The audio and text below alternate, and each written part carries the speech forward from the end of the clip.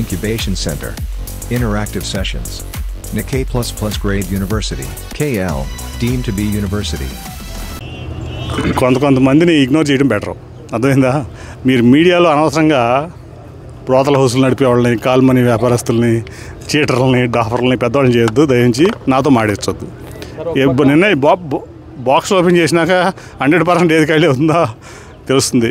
So అవన్నీ అనవసరమైన మాటలు. ఉత్తర కుమారుడు ప్రగల్భాలు ఇవన్నీ.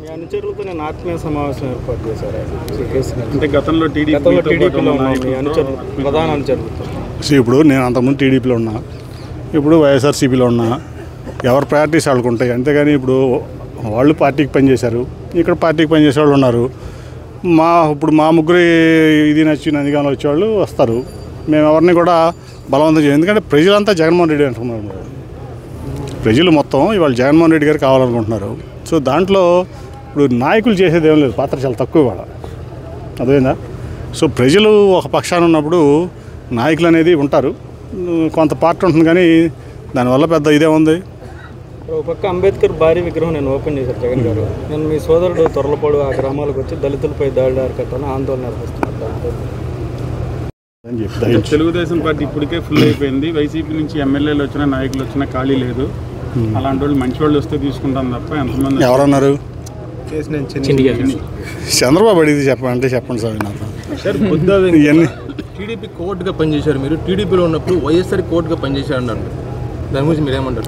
చెప్పే కదా, కాల్మనీ వ్యాపారస్తుల గురించి నేనేం మాట్లాడను. నువ్వు చంద్రబాబు గురించి మాట్లాడి చెప్తా, లోకేష్ గురించి మాట్లాడి చెప్తా. అది లోకేష్తే నా స్థాయికి నేను తక్కువ మాట్లాడాల్సిందే. చంద్రబాబు గురించి ఏమైనా మాట్లాడమని ఆయన మాడితే చెప్పినావా కదా? అనవసరం. అంటే కొంతమంది ఏంటంటే ఐడెంటిటీ కోసం మాడుతూ ఉంటారు. ఇప్పుడు సపోజు నేను వెళ్ళి మోడీ గారి మీద మాడితే నాకు పాపులారిటీ వస్తుందని నేను మాడతా. కానీ అది మోడీ గారి స్థాయా?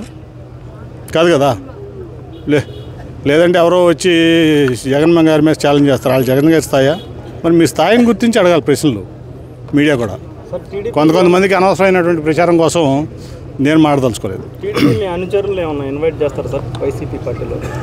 చెప్తా, అందరూ వస్తారు. నేను ఏంటంటే యాక్చువల్గా మేమందరం కలిసి మాట్లాడుకుని నిర్ణయం తీసుకున్నాను. ఈలోపు ముఖ్యమంత్రి గారు వెంటనే వచ్చి జాయిన్ అవ్వమని చెప్పి మన అరుణ్ గారిని వాళ్ళందరూ పంపించారు. సరే ఆయన మాట కాదనలేక అంటే జాయిన్ అయ్యాను. సో అన్నీ వస్తాయి, తొందర ఉంది సార్. వైఎస్ఆర్సీపీలోకి పోయేటప్పుడు టీడీపీలో ఉన్నప్పుడు మీతో పాటు మీ వెంట ఉన్న మొత్తం వైఎస్ఆర్పీ వచ్చారండి. మీ క్యాడర్ మొత్తం మీతో పాటు ఉన్న నాయకులు కానీ క్యాడర్ కానీ వస్తారు, అందరూ వస్తారు, టోటల్గా వస్తారు. చెప్పే కదా, మొన్నే చెప్పారు 60% ఖాళీ అవుతుందని. అది బాక్స్లు తెరిసినా 100% కూడా అవ్వచ్చు. మరిన్ని వీడియోస్ కోసం ఛానల్ సబ్స్క్రైబ్ చేయండి. లేటెస్ట్ అప్డేట్స్ కోసం వాట్సాప్ ఛానల్ ఫాలో చేయండి. అండ్ లింక్ డిస్క్రిప్షన్ లో ఉంది.